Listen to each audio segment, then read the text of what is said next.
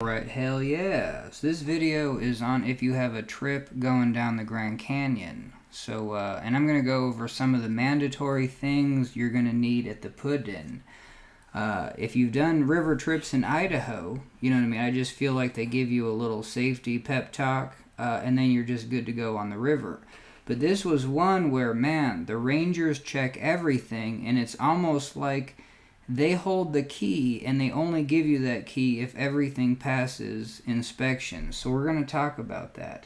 So hell yeah, this is the put-in, and this is where you're going to get your boats lined up. There's plenty of room for the companies to get lined up. They usually line up over here. Maybe this is your spot.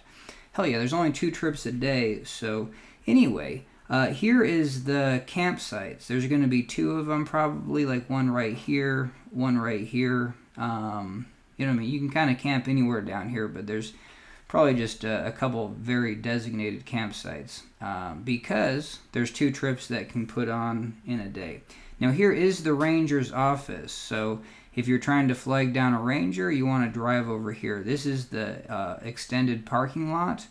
But even on here, it's only like a 14-day parking lot. And so that's kind of interesting because, you know what I mean, you want your car to be shuttled. But I don't know, you can be on the Grand Canyon for 18 days. So it's kind of bizarre. You know what I mean? They're just like, well, if your car's, we tow it after 5. I don't know. I don't think any cars are going to get towed. But anyway, it's just kind of crazy that, so we're going to go over kind of what I wrote. So these are the things. It's not everything, but you know what I mean? You get your list of things that you need for the Grand Canyon. And, you know what I mean? So this is just, you have to double check all these. But, you know what I mean? This was kind of, and we're just going to read this. So, hell yeah, here is a list. We can just do this. Here's a list of things that I was half expecting the Rangers check, but not the seriousness. That was something that was just like, whoa, they're really serious. And of something just ending my trip before it began. So let's do this. So they check all PFDs for any tiny tears or broken clips or buckles. If they can find anything, wrong with your PFD, little pinholes, tears for sure, buckles that don't break for sure, that PFD cannot go down the river.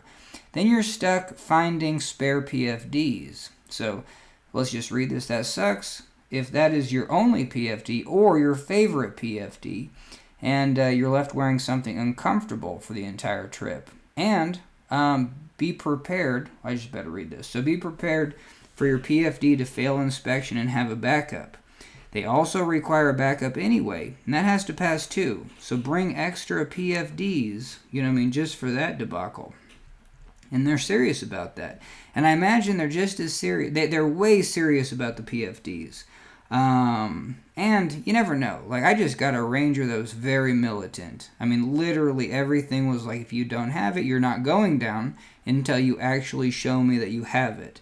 And so that's where driving to Flagstaff to get new gear is, and that's where also, if your trip is getting outfitted, maybe the outfitters already supplied all this, and you can kind of be rest assured, but no, you're going to bring your own PFDs, and so stuff like that you have to be cautious of. And so, hell yeah. So I suppose they check your boat with the same scrutiny, so be prepared, or even call the ranger's office prior to your trip if you have any, very specific questions. So metal ammo cans are the only groovers that can pass going down the river. I don't know what I was thinking. I had the insert to a groover, the plastic insert, and I was just like, well, I'm R1ing. I don't want all those hard metal edges. So I just took the insert, but that's just, they just thought that was going to break. I didn't think so, but the only, if you're a kayak or small boat, kayak support or small boat support, a homemade scheduled PVC, like Schedule 40, that's the thick stuff. PVC with the Schedule 40 screw top is the only groover that will pass. Alright, hell yeah. So you also you need wag bags because they know everyone hikes, and if you hike away from your campsite, then and I just don't think you can be like, oh, we're never going to go on a hike. Everyone goes on a hike. You need wag bags. And that could be, like, how crappy would be that if you had to drive to Flagstaff just to get a wag bag. All right, hell yeah. So, and then 1 per group. You got to get those 2 orange strips for landing a helicopter. Now, that's serious. Like anyone, the second someone breaks something, they're going to get helicoptered out, and you're going to have to figure a way to, track down a helicopter. So we can talk about communication in a second, because a lot of the communication isn't required, but man, they make it. They almost dangle that key in front of you. They'll be like, well, I don't think I can give you this key because you don't have a satellite phone. But anyway, so you need those 2 orange strips, and those are going to be cut to the correct dimension. You can use the plastic tube tents, like the Coolahans? I don't know. But yeah, just kind of like the gas station style plastic tube tents that are orange. All right, and they're very serious about that signal mirror. You need 1 per group for signaling planes, and that can be effective.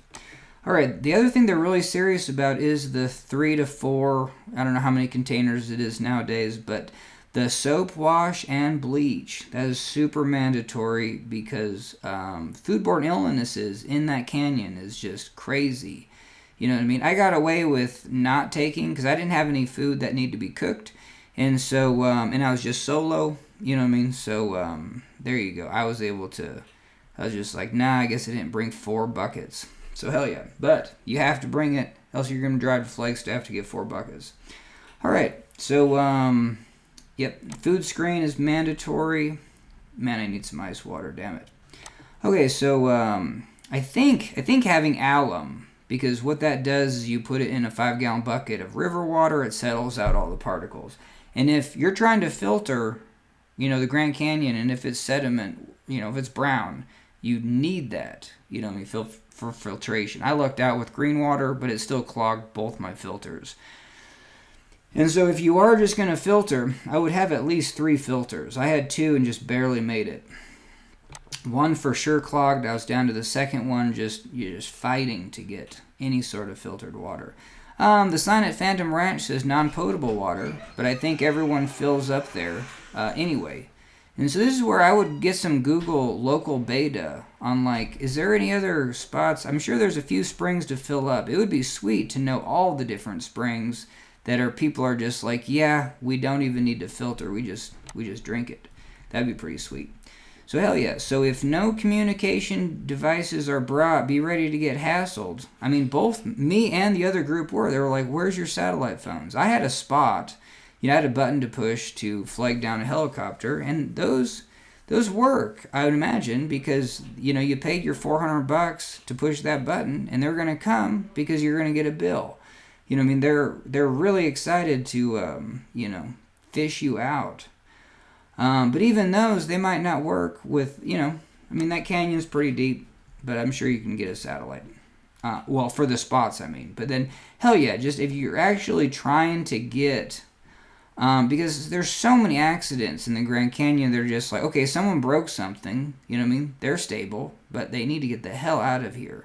And so that's where you're going to be. What are you going to do? You're just going to wait for the public trips, for the outfitters, flag down an outfitter and be like, hey, and that's where I didn't put this on here, I would have a couple $100. You better be giving an outfitter like $200, in tip to stop their entire group just so you can phone someone. All right, so we got people talking in the background. If your boats are 15 feet, I think you need a mandatory type for floatable. No.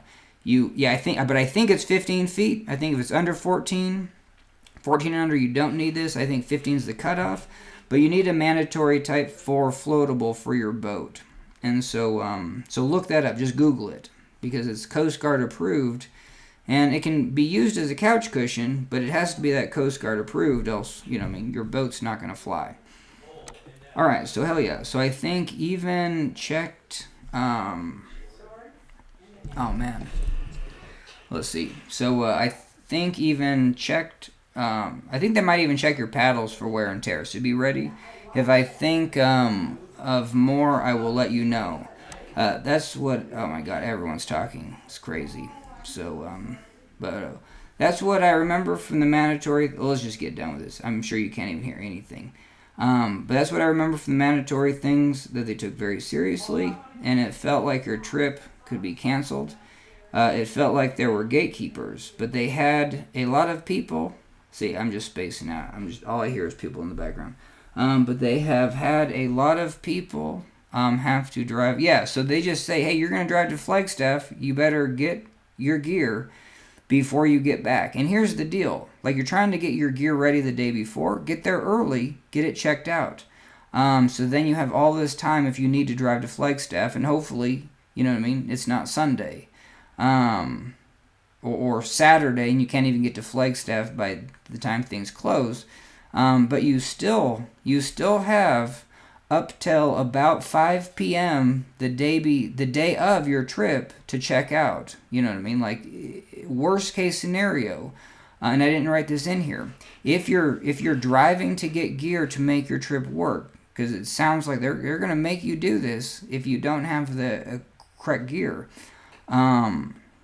Then what's required is that you have to put on the river that day, and you have to get 4 miles. You have to get past Navajo Bridge. There is absolutely no camping above Navajo. And then even because I was struggling even to get on the water, and I even mentioned, well, if I don't get on the water, I'll just camp here again. Who cares? And then they said, nope, and you can't even camp. I just said I'll go down a mile and camp. And then so they even got in a speedboat.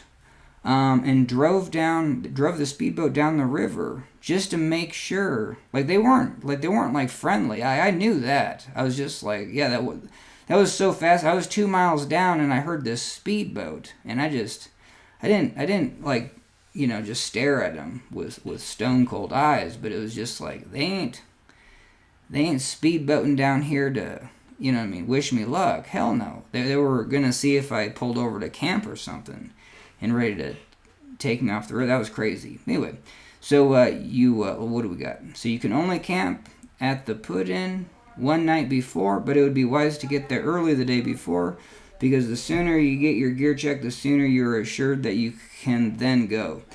Gear check is done the day before by a ranger. I really need some ice water, damn it. Then the morning of, the ranger, so you can get your gear checked the night before. The morning of, the ranger gives both private parties a safety briefing. But that's also where they're dangling the key, because that's where they were just like, hey, and now where's your satellite phone? You know what I mean? And then they're like, what are you planning on doing? You know what I mean? But then during that, they're going to ask you questions. Like, my ranger is like, well, so what are you going to do if, like, you don't have it? But then, you know what I mean, you do have that signal mirror, and that can be effective as well. So evacs are really easy and happen very often in the Grand Canyon. They're easy if you have a satellite phone and can get someone to bring a helicopter down to a location.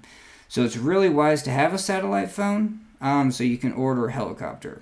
So there is so many helicopters in the area, it is easy to pick out of there if anything gets broken, etc. So hell yeah, so be proactive the day before, you know what I mean, so there's no surprises. Even call the ranger, you know, prior to your trip just to make sure there's no surprises. I imagine you could get a cool ranger or an uptight one. I got an uptight one, so that's why I'm making this public service announcement. So hell yeah, so hopefully your trip is pretty sweet going down to the ground, and hell yeah, that's a video.